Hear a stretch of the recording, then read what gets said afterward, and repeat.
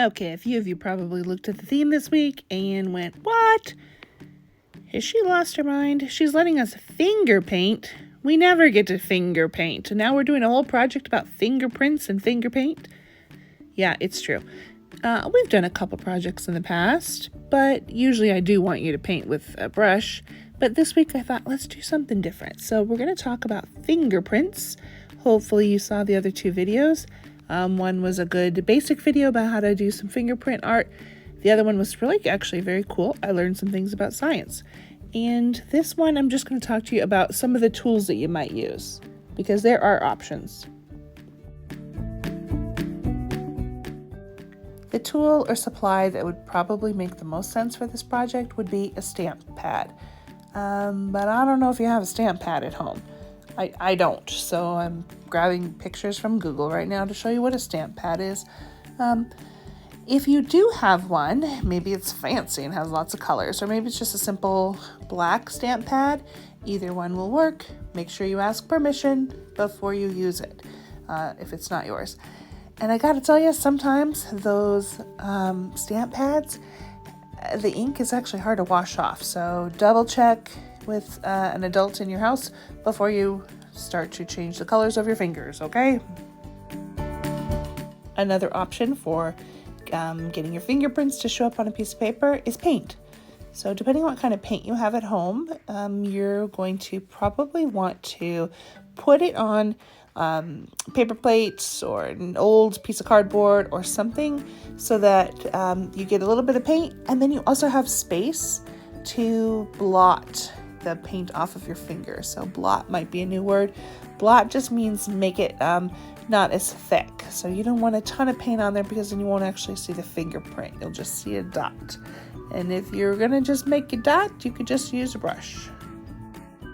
So when you're blotting, you're just gonna bounce your finger up and down in an empty space on the piece of paper plate or piece of cardboard or whatever else you're using, and get some of that extra paint off of your fingertip.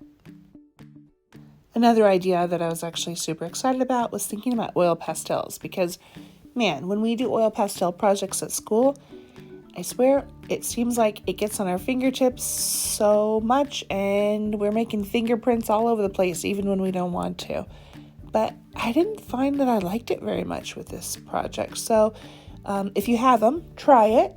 And I think there's a couple ways you can get the oil pastel onto your finger. You can just color right on there. Like, just take one oil pastel in one hand and take your fingertip and color all over it, and see then how it prints when you press it down onto the piece of paper. Or the other option is that you take oil pastel and you color really, really hard on a piece of scratch paper or something, and then you press into the oil pastel blob, almost like you were using the stamp pad or the paint, and you see if you can't pick up some of that oil pastel from the blob onto your actual finger, and then move over to your actual painting, I'm sorry, not painting, but paper, and print it right there. I gotta tell you, my favorite option for a supply, I think, is the most simple, basic one. It's just a pencil. So if you just use the same technique that I was talking about with oil pastel, meaning you take a pencil and a piece of scratch paper, and you just color really, really hard, so that the lead on the piece of paper actually gets shiny.